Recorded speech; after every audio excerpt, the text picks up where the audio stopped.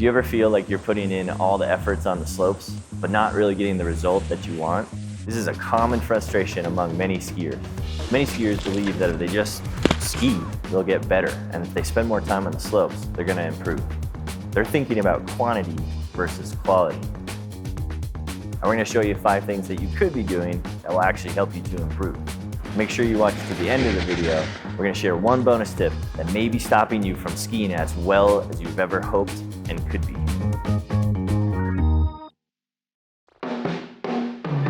Hello, my name is Brenna Kelleher. I've been a ski instructor for 21 years. I'm Kevin Jordan, teaching for 27 years. I get to show people the place that I love and push them to know their own limits and then go beyond them. I think the motivator for me personally is I'm in search of a perfect turn. I don't think I've ever made one. Powder, people, seeing a perfect corduroy, that all motivates me to get better. Tip number 1, warming up with a purpose. Most people just ski to warm up. People who are not helping themselves and not warming up, they are typically just popping into their skis and hopping on the lift and cruising down the run with nothing in their thought process. If you want improvement, that's not how you're going to improve. You have to have a focus.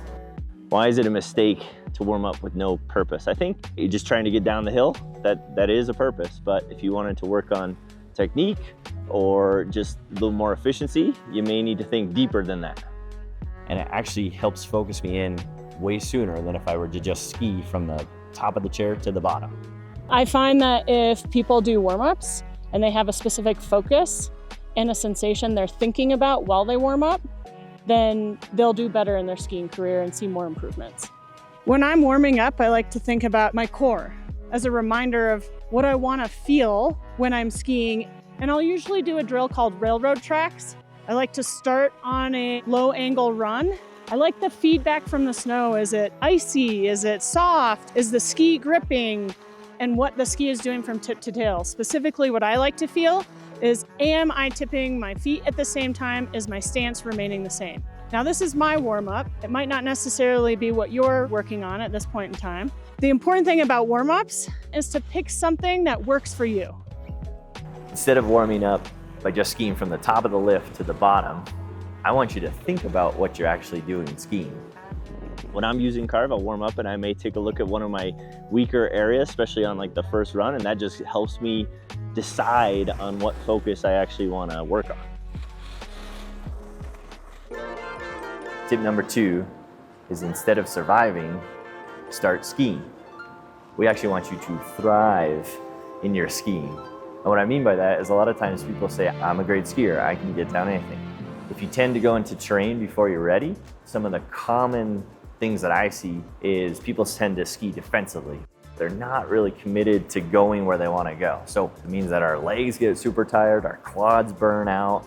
It's not as much fun because you're exhausted and you don't really have the energy to go back up. Ski it like you mean it. There have been times where I have definitely survived it and been like, oh, I gotta go do that again.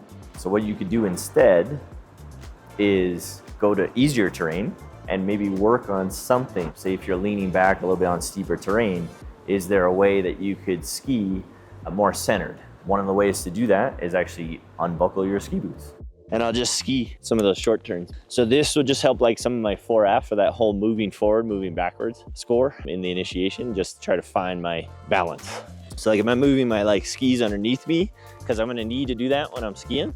Or am I moving my body kind of over my skis? It's a little bit of a combination of both of those things is what I really need to ski well. Go back to an easier run, a run that you're comfortable with, hone in on your skills, then go conquer the gnar. If you're a Carv user, you can look at your profile page and you can see how your score breaks down in different types of terrain. You can use this information or data to help identify where your score or where your technique potentially breaks down in different types of terrain. It can actually help you get a target or a focus, just like you would in a warm-up, to help you understand where do you want to improve. Let us know in the comments if you'd like to see a video on how to tackle different types of terrain. Number 3, don't work on everything at once. Skiing, it's a very complex sport. So if I think about where my pressure distribution is, my edge angle, the speed that I'm going, where my fore-aft balance is, I am never gonna get better. I can't actually process it all at the same time. Break it down. Don't try and overdo it. How might you identify what you need to work on? There's a couple different ways you could do this. One is you get a friend to video you. So when you look at the video, you can look at something, maybe you see an aesthetic thing, I don't like where my hand is, I'm gonna work on that hand position. Great. Maybe you have another friend tell you. Maybe you've taken a lesson, and so you're gonna rely on the instructor, his or her opinion of what it is that you're doing, so they may help you pinpoint a focus. If you're a Carv user, we can give you a personalized focus area, and focusing on that will actually help you improve.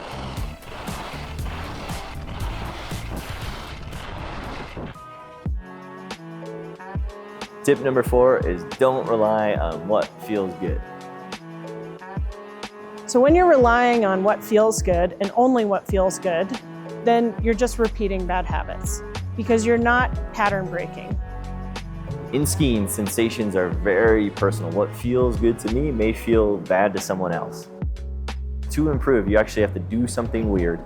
You have to feel something different. It's scary, it's uncomfortable, but when you do it, that's where the real learning actually happens.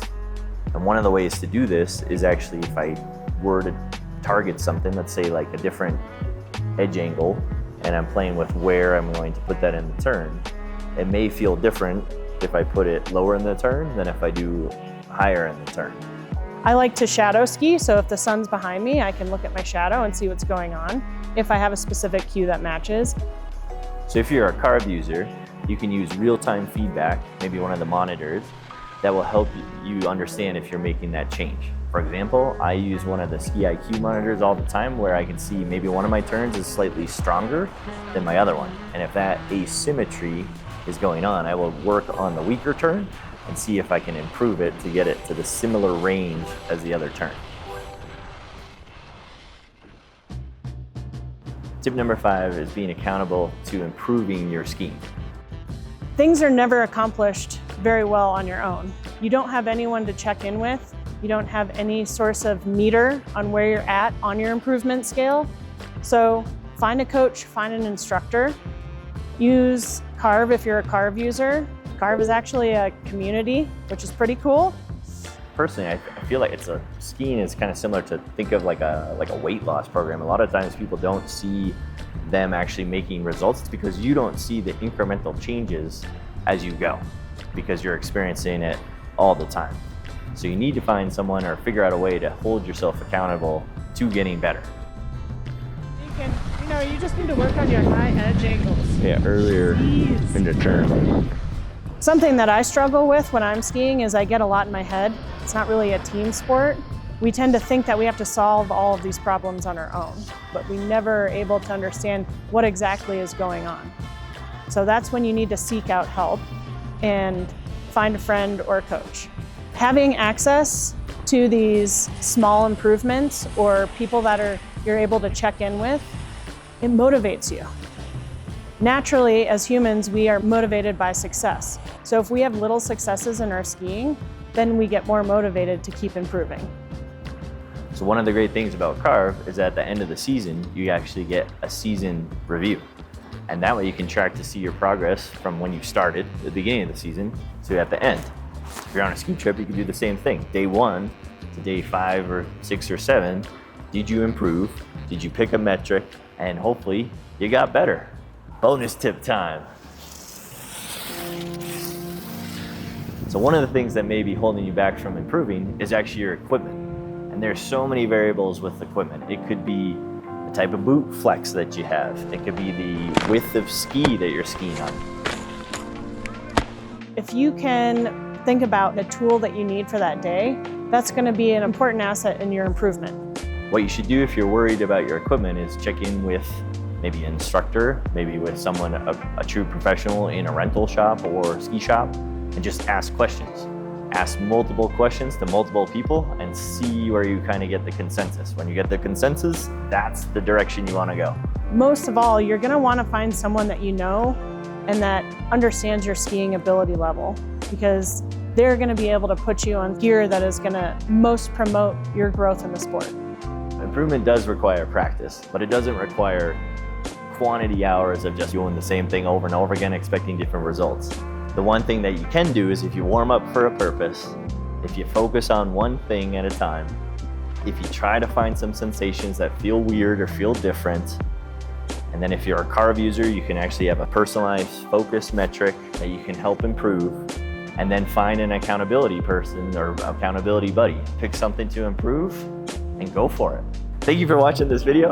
Let us know what you thought in the comments. Remember to like and subscribe, and we hope you improve and have a terrific season.